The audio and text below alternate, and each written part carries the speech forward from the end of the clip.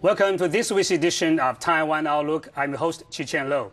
As a result of democratization and liberalization in Taiwan, the media and the TV industry in Taiwan has become a very dynamic and competitive industry.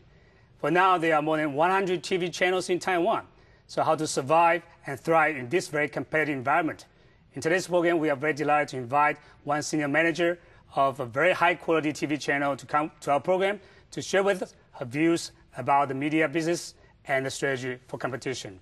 She's Joanne Tsai. She's the Vice President and the General Manager of Taiwan office, National Geographic Channel, Asia. Ms. Tsai, welcome to our program. Thank you. It's my pleasure. Some people say that the media business in Taiwan is very dynamic, but also very chaotic. Mm-hmm. How do you see the media, environment in Taiwan? Well, I think the whole, I would say, is everywhere is very competitive in terms of media industry. Mm-hmm. But I would say Taiwan is a very different market in terms of media, mm-hmm. because we do have a very high penetration in terms of cable. That's right. And we're lucky we've been here for 10 years. Mm-hmm. And this is a different market, but we try very hard, to let people remember National Geographic. Yeah, all of these 100 channels, I think everybody is trying to get the market share. Right. And it's very difficult and very tough. Mm-hmm. What's your strategy for competition? I think that we are very lucky because we do have a very good programs. Mm-hmm. The program content comes from the global headquarters, mm-hmm. or from everywhere, yeah. Which provides very good stories. And at the same time, we got a very good team here. Mm-hmm. We try to transform the global content into the local approach, mm-hmm. which means we try to localize the global contents. Mm-hmm. And also, we, in addition to that, we also try to produce some of the local contents as well. That's right. So that's the reason we do have the global contents, mm-hmm. and we also produce some of the local stories, mm-hmm. and which would show on the National Geographic platform, yeah. Globalized. But in addition to localizing your programs, I think you are trying to diversify, mm-hmm. Your viewers as well. As we know that in the past it's called mass media, right. But now it cannot be mass. Right, it should be focused on certain viewers or market. Right. What are your primary viewers and primary market? Okay, I think a lot of viewers, when they see National Geographic, they got a lot of concept or impression from the magazine, because mm-hmm. the magazine has been here for a long, long time. That's right. And it's been almost 120 years. Mm-hmm. So a lot of them get this impression from the magazine, and then, but those are quite positive. Mm-hmm. And when they transform into the channel, they can see this through their 24 hours mm-hmm. Cable channel. I think those are at a very early stage. Our viewer, when we did this research, mm-hmm. is they are a little bit older or mature. That's right. More male skewed. Mm-hmm. But now it's younger because, really? Yeah, and also we did a lot of local content, and we use a lot of local endorser, mm-hmm. yeah. to let people to familiar with our content. Mm-hmm. So now we got quite wide range of viewers in Taiwan. Do you have a lot of student viewers? Yeah. Actually, we also try to create different blogs. Mm-hmm. We have a blog we call National Geographic Family Blog. Mm-hmm. That's on Sunday, and that will be with the Chinese voiceover. Mm-hmm. So most of the program is English voiceover, but right. For those blogs, they are Mandarin voiceover. Mm-hmm. And then we create another blog, which is National Geographic ABC, mm-hmm. for those who want to learn English, mm-hmm. because they think they trust the National Geographic has very good English, yeah. In terms of writing and learning.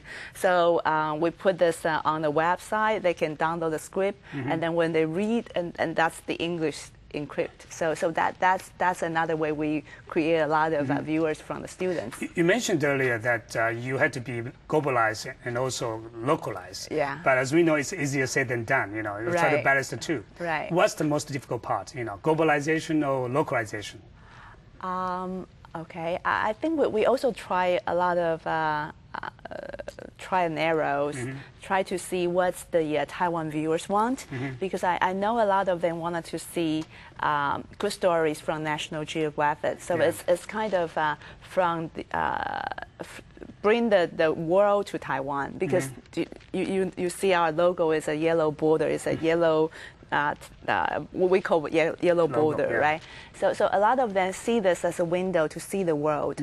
But at the same time, we think that we also get because we've been here, we are all local from Taiwan. So we wanted to do something also to get the globe or get outside to know more about Taiwan. Yeah. So what we try to do is also we bring the Taiwan to the world. That's right. So we did have actually it's the fourth year that we've been in cooperated with the Government Information Office, the GIO, try to produce some of the local stories, well, which includes the butterfly code, the pigeon games in Taiwan, and some of the interesting stories that people haven't really known about Taiwan, and they can watch this 1-hour documentary and get to know. So those are the things that we try to bring the world to get more knowledge about Taiwan. You've been trying to bring Taiwan to the world and bring the world to Taiwan. Let's start with the bringing the world to Taiwan. What do you think the most difficult part in bringing the world to Taiwan? I think there must be some cultural gaps in bringing different countries produced programs to Taiwan. You're right. You're right. How do you overcome the difficulties? You just make me just remind me that we've been doing a lot of what we call tempo. It's a global stunt. It's like Egypt. We have one program called Secret Chamber Reveal, which talks about the pyramid, and it's a live program. It's sort of archaeology live broadcasting. And that was a very challenging one because that was in Egypt. That was midnight, and here is a early morning. So we had to do that live, and which means there's no subtitle or no Chinese voiceover. But we need to bring people's attention. There's a big findings or big archaeology issues happening in the world, and then we need to promote it in the right way. That's right. So that's how we did it. We try to work with local media and also bring a lot of attention that, okay, I think this is also the effort of our local marketing team, try to translate these global issues into the local relevant topic so that they would pay attention to this. In your channel, what is the most welcome TV program by the local viewers? Right. Actually, those are the snakes program, like Really? the wild programs. Wildlife is always popular because it's also the flagship programs of National Geographic. But at the same time, I think whenever we're airing the snakes programs, they always got very good rating. Really? Yeah. But how different are the local viewers from other countries' viewers? I think I don't think that snake programs are also popular in other countries, right? But it's very interesting. We'll try to figure out why, but that's how people see. We've been like joking around, like, oh, Taiwanese like snakes program, but for Singaporeans and some others, it's kind of interesting. They're more focused on the science program. So it does make, even we're in Asia regions, but each market has a different taste for programs. That's right. Right. But as we know that you deliver entertainment to the viewers, but you also do education as well. Yeah. How important is education part of your idea of producing the program? Okay, I think National Geographic Channel comes from the society, and the society does has the mission to deliver or to deliver the message to help people to know the world in a better way. So we think and we believe education is very important. So we work very closely with the 教育部, the Ministry of Education, and try to give them. We would even try to tie it in with the curriculum so that the students can watch our program and then to finish their homework. So we're trying to reach out to the schools or even do a lot of school talks. We bring a lot of talents or photographers or all the different scholars or experts or Brady Bar, like he's the expert for the crocodile, and then he came to Taiwan and go to the zoo or go to the school to tell them to share his story with the students. But as we know that the media circus in Taiwan has been criticized by many parents and educationalists and so on. Right. And how can you maintain the so-called high-quality TV programs and also to try to balance with the ratings? I think it's very tough, right? Yeah. Especially for the commercial in Taiwan, right. They have to buy in terms of rating. So we do get some of the revenue out of the rating. So it's kind of juggle, but we still believe what we're doing is good for the parents, and we are lucky because we try to create this niche market, which the students, families, or the school teachers are happy to have their students to watch TV, even though a lot of them think that watching TV is not good.